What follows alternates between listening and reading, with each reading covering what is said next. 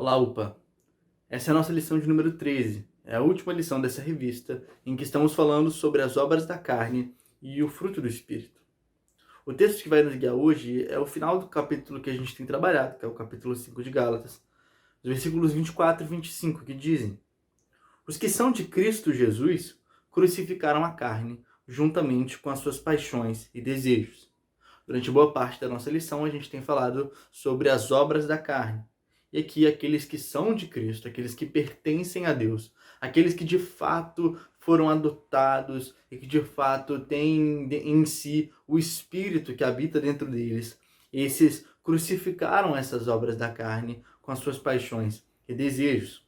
Se a gente vive pelo Espírito, o texto continua, andemos também sob a direção do Espírito, que é justamente o frutificar no Espírito que nós temos falado ao longo dessas 12 semanas.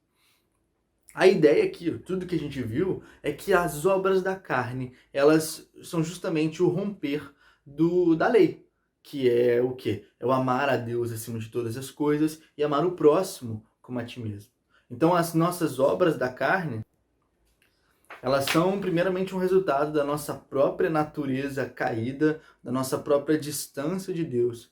Elas têm um impacto sobre o nosso relacionamento com Deus, porque desonram a Deus. Elas têm um impacto sobre o nosso próximo, porque envolvem um mal que nós infligimos ao nosso próximo, como a gente viu ao longo dessas 12 aulas.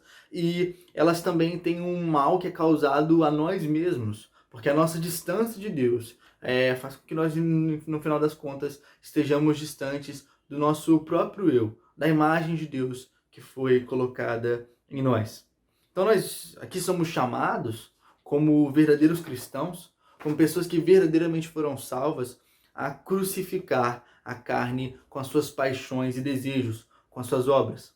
A ideia aqui é que a gente não deve viver de forma descontrolada, ou melhor, de forma controlada pelos nossos próprios desejos. Mas antes, que a gente deve frutificar e dar o lugar certo aos nossos desejos e dominar o mal que há em nós e mostrar, testemunhar ao mundo, ser sal e luz sobre o bem que Cristo gera em nós através do seu Espírito. A ideia de crucificar a carne é uma referência à própria obra de Cristo.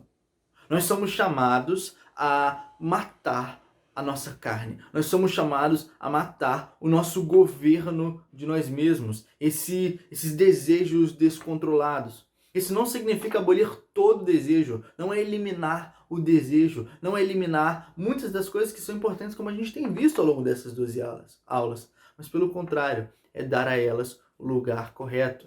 É entender que se nós somos de Cristo Jesus, nós não pertencemos a nós mesmos. O nosso corpo não pertence a nós. Os nossos desejos não pertencem a nós, mas a Cristo. E é isso que ele continua dizendo. Se a gente vive pelo Espírito, a gente também anda sob a direção do Espírito. A gente vive sob a forma como o Espírito quer que nós vivamos. E, consequentemente, a gente ama a Deus e a gente ama o nosso próximo. E isso se torna em ações, que é abandonar a carne e mostrar, testemunhar, experimentar o fruto do Espírito. Nós vimos a bondade, a mansidão, o amor, a longanimidade ou paciência, tudo isso que nós temos discutido nessas últimas aulas. E no final das contas, o que nós estamos falando é do hábito. O hábito é algo que nós fazemos diariamente. É algo que nós experimentamos não em momentos extraordinários, mas constantemente. A vida cristã ela não é marcada por experiências sobrenaturais. Ela não é marcada por tempos em tempos isolados uns dos outros. Ela não é somente a Páscoa e o Natal. E a Quaresma, não. A vida cristã é essa continuidade da ação de Deus em nós. De que assim como Deus faz estações, verão, primavera, outono, inverno, Deus faz em nós uma continuidade da sua ação. E a cada momento, dependendo de cada situação, nós somos chamados a mostrar um dos aspectos do caráter de Deus que nos é dado através do seu Espírito. O crucificar a carne é matar aquilo em nós que corrompe a imagem e semelhança de Deus. E o andar sob a direção do Espírito é ter uma vez mais isso renovado em nós. É uma vez mais encontrar na nossa vida esse lugar onde nós somos amorosos, bondosos, piedosos, onde nós entregamos a nossa vida a Deus em oração, onde nós buscamos o bem do próximo, onde nós louvamos a Deus em tudo o que fazemos, onde nós somos gratos, onde nós não agimos com inveja, ou com ira, ou com descontrole, ou com qualquer um desses males que a gente tem discutido nas últimas 12 semanas. E esse hábito é muito difícil de ser construído.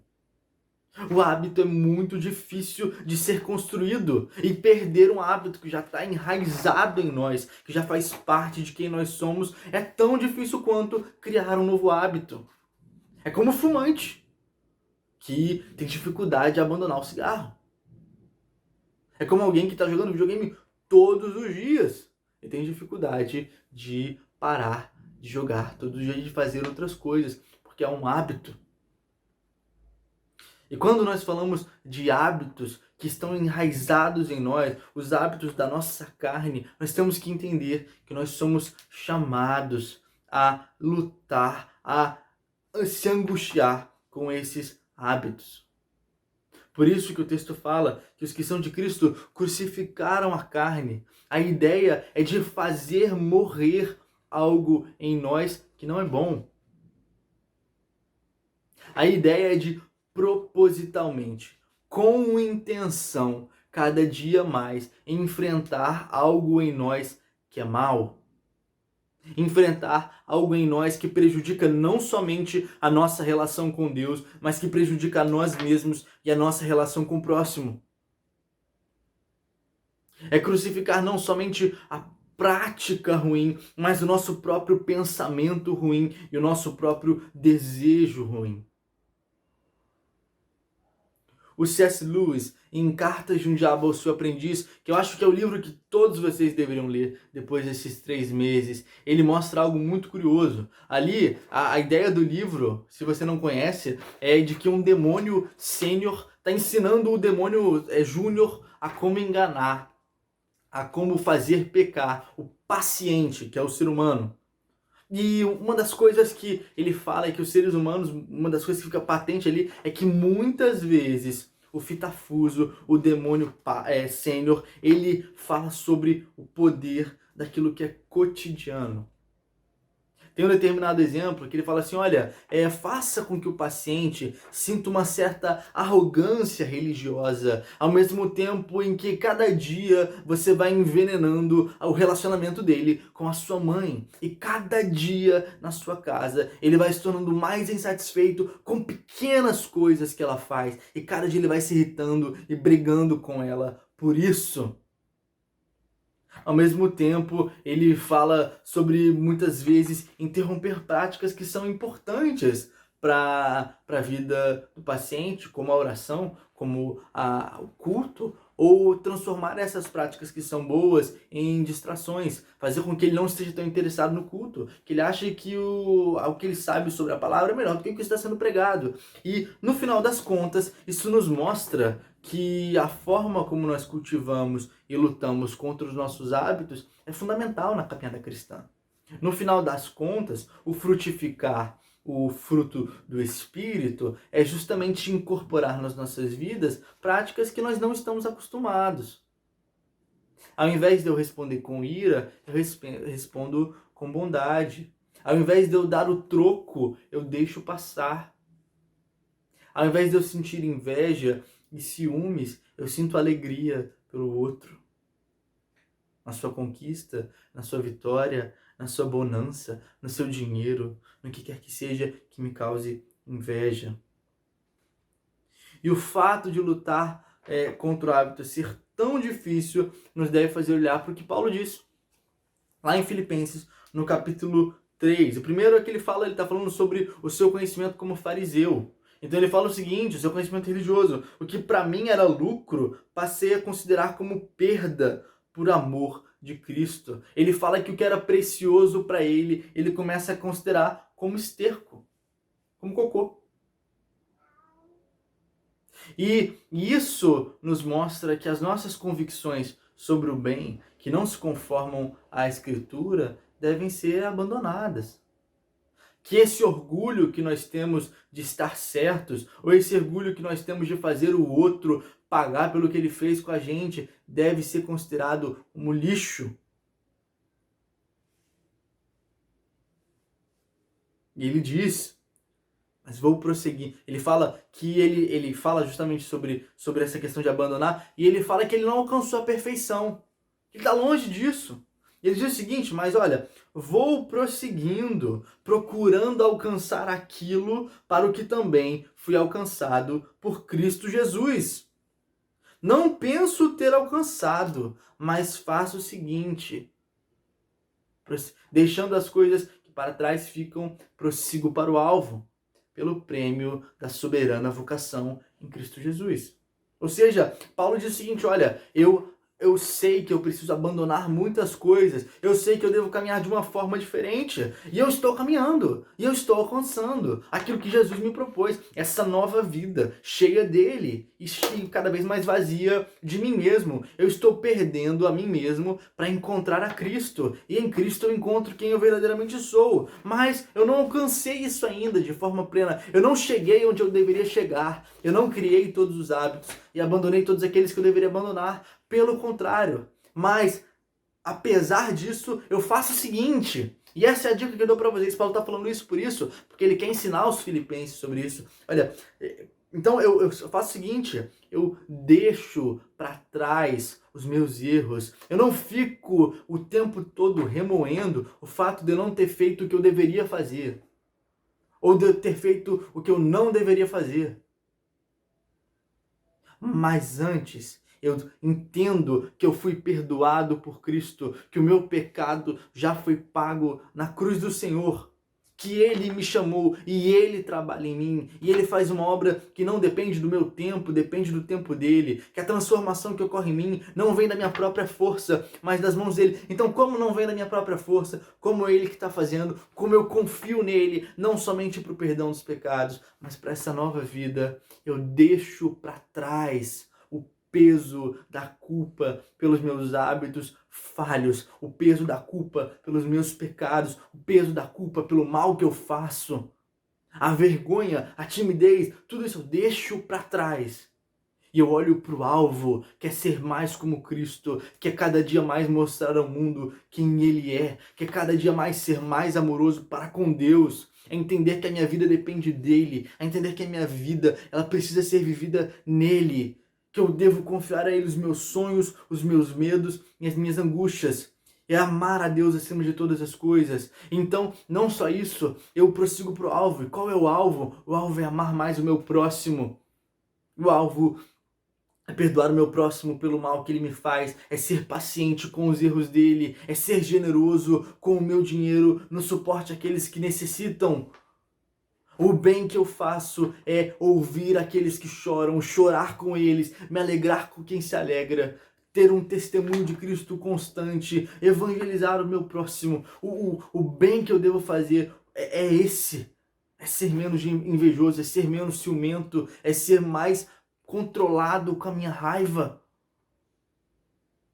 Então, sabendo que eu preciso alcançar essas coisas e que eu não tenho alcançado, eu deixo para trás a minha culpa, eu deixo para trás a minha vergonha e eu vou pro alvo, que é Cristo.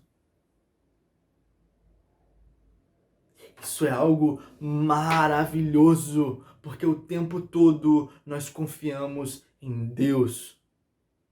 O tempo todo nós agimos como o salmista diz para agirmos, que fala que toda a nossa esperança, toda a nossa confiança está em Deus. A gente pode lembrar de um versículo muito conhecido. Uns confiam em carros, outros em cavalos, mas a nossa esperança está no Senhor dos Exércitos.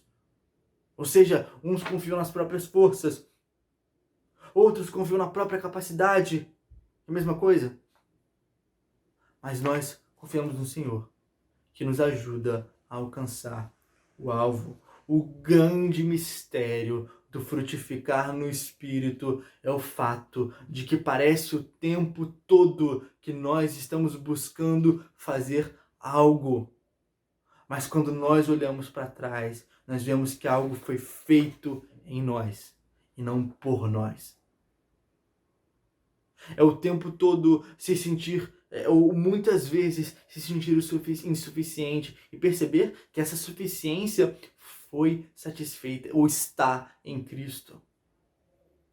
O grande mistério do crucificar a carne é quando menos se espera perceber que um hábito que parecia tão entranhado em nós já não existe mais.